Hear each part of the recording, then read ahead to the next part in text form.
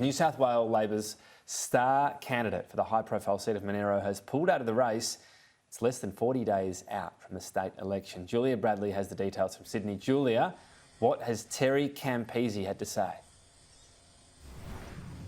Well, the former Raiders captain turned political hopeful Terry Campese has confirmed just about an hour ago that he will be withdrawing from the race for the high-profile seat of Monaro, just as you say, less than 40 days out from the New South Wales election, because he says he doesn't want his past to be dragged through the media. Now, in a statement, he said, "Unfortunately, I've also come to realise that for some, politics is not about representing people, but about their own power with a win-at-all-costs mentality.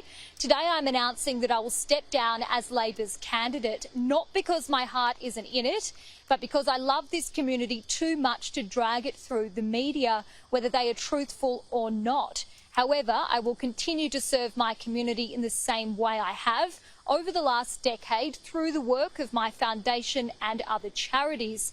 It goes on to read, "Perhaps in the future things will change and we will see more community members put their hand up to be involved in politics."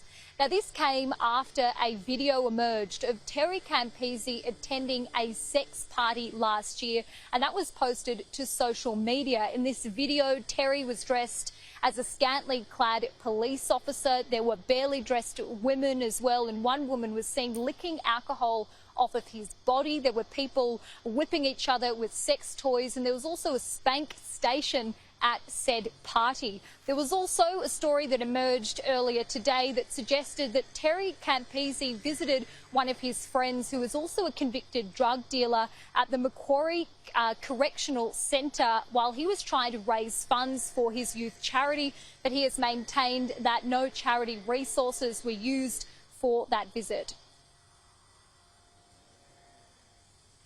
All right, so we're going to be hearing from the Labor leader shortly, Julia. Clearly a blow to his campaign, the distraction, and also the fact that every seat's going to count if Labor wants to try to win government in some form, whether that's minority or majority. Every seat counts, Tom, and this is a seat that Labor was going to heavily target this coming state election. It was won by the Nationals at the by-election last year, but it was an incredibly close contest. So it was a seat that Labor was really eyeing off, and that's why Chris Minns thought his captain's pick, Terry Campese, was the man for the job.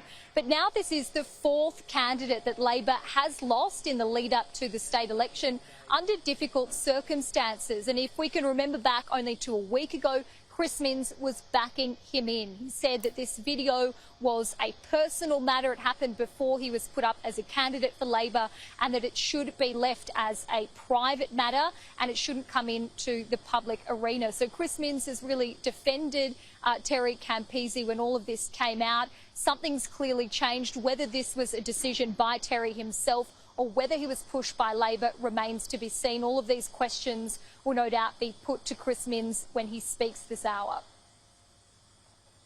It will. We'll take our viewers there when Chris Minns does begin that news conference. I'm sure I'll be trying to play this down, but the questions will be coming thick and fast, so stay tuned for that.